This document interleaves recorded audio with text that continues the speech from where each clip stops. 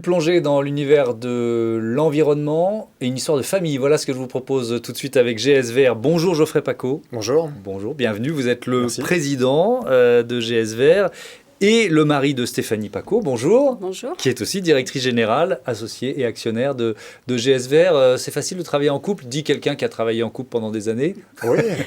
Quand on a constitué une entreprise ensemble depuis 2008, oui, c'est simple. On a chacun nos domaines. Ouais. Le côté opérationnel de mon côté commercial et puis le côté administratif et financier du côté de mon épouse. Donc oui, c'est plutôt agréable et sympathique. Ouais. Il y a de la complémentarité, vous diriez ça Tout aussi? à fait. On est très complémentaires, effectivement. Je pense que c'est ce qui a fait que ça se passe bien. Bon, vous allez nous présenter GSVR, Geoffrey Pacaud. C'est, je disais, métier de l'environnement. C'est quoi votre business? Alors, ouais, c'est assez large l'environnement, en effet. On fait quoi? Alors, GSVR, ça veut dire gestion société vert. Voilà, donc ça veut tout dire. Donc on travaille, on a 3 axes. On a le bureau d'études où on fait de l'inventaire de végétation, on quantifie la végétation, on étudie l'arbre.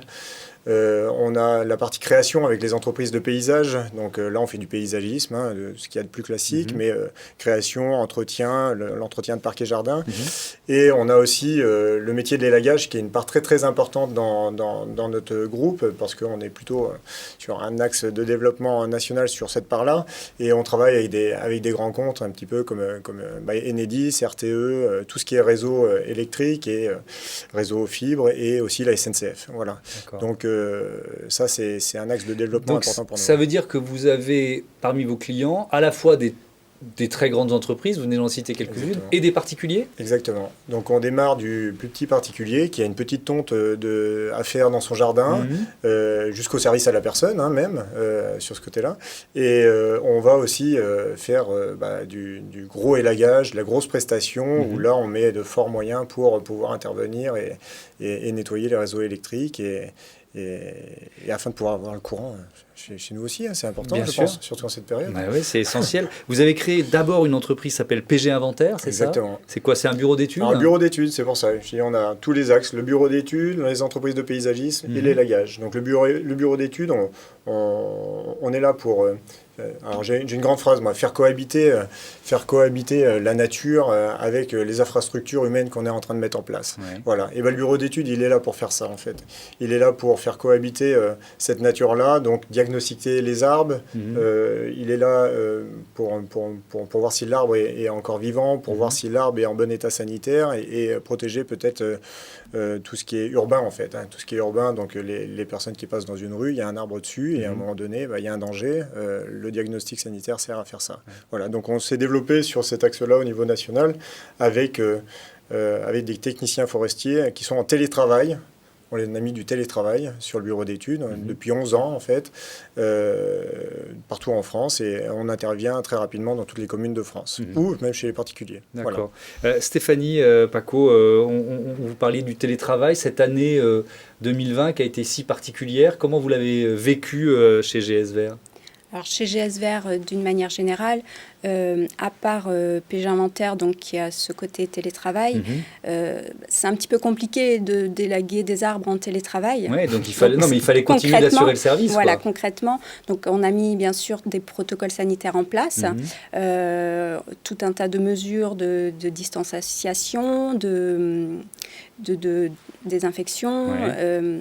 Est-ce que votre activité a un peu souffert? Parce que quand il y a un confinement généralisé, forcément, il y a un moment qui dure quelques semaines où vous avez totalement arrêté de travailler. Comment ça s'est passé? Racontez-nous. Oui. Au mois de mars, au premier confinement, effectivement, on a décidé de fermer pendant 15 jours, 3 semaines de mémoire. Où là, par sécurité, c'était tout nouveau. Donc, on a dit, on ferme, on suit le confinement, point barre. Après, petit à petit, nos clients aussi, qui sont des grands comptes, avaient des protocoles sanitaires eux-mêmes à appliquer. Donc, on a été dépendant aussi, notre reprise a été dépendante de leurs protocoles sanitaires. Et à partir du moment où tout le monde a trouvé, effectivement, ces marques, on a commencé à reprendre. Et après, il y a eu un impact au niveau des particuliers, effectivement, qui forcément étaient chez eux. Donc, comme on disait, la pelouse ou les arbres à tailler, les gens le faisaient eux-mêmes, ou il y a eu une petite baisse d'activité à ce moment-là. Mais très vite, la nature, le Covid, les arbres, ils n'ont pas été impactés. Et il faut les élaguer. Voilà, il fallait les élaguer. Donc, très vite, on a repris une activité normale. Avec un mot important, Geoffrey, c'est le mot confiance. Parce que quand on a des clients, des grands comptes comme ceux-là, il faut qu'ils suivent, quoi. Oui, exactement. Non, mais ils ont été très très importants pendant cette période-là parce que, alors d'une part, ils ont une mission un peu de service public quand même, et du coup, on intervient aussi pour cette mission-là. Voilà. Et donc, l'élagage fait partie quand même de ce service d'exploitation qu'ils ont pour pouvoir entretenir leur réseau, et la confiance qu'ils nous apportent dans cette période a été super importante pour nous, et notamment pour continuer l'activité. Votre développement, il passe par quoi, la croissance externe ? Oui, en effet, parce que depuis 4 ans, en fait, on a acheté une structure par an. Donc, on s'est pris de goût par l'entrepreneuriat. C'est des choses qui arrivent. Et du coup, une structure par an depuis 4 ans. Et ce qui ça vous ouvre un marché, par exemple, quand vous rachetez du congé Pereira, exactement. Ça vous ouvre quel marché ? Ça ouvre le marché de la SNCF, en fait. Pour la simple et bonne raison qu'on était bien positionné sur le marché de l'électrique avec Enedis RTE. Et aujourd'hui, ça nous ouvre le marché de la SNCF, parce que la SNCF fait confiance à des entreprises quand même historiques. Et à travers cette croissance-là, on a un potentiel qui se démultiplie.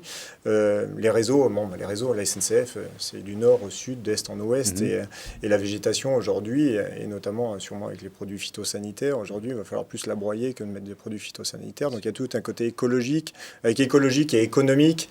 Et à arriver dans cela, on va réussir à protéger aussi l'environnement. Je pense qu'on a un petit côté protection de l'environnement qui est important chez nos clients, et une prise de conscience aussi qui est très très importante, et c'est là où on apporte notre savoir-faire, quoi. Et donc un joli potentiel de croissance avec un chiffre d'affaires prévu en 2021 de 7,5 millions et de 10 millions d'euros d'ici 2 ans. Bravo à tous les deux, merci d'être venus nous faire découvrir votre écosystème.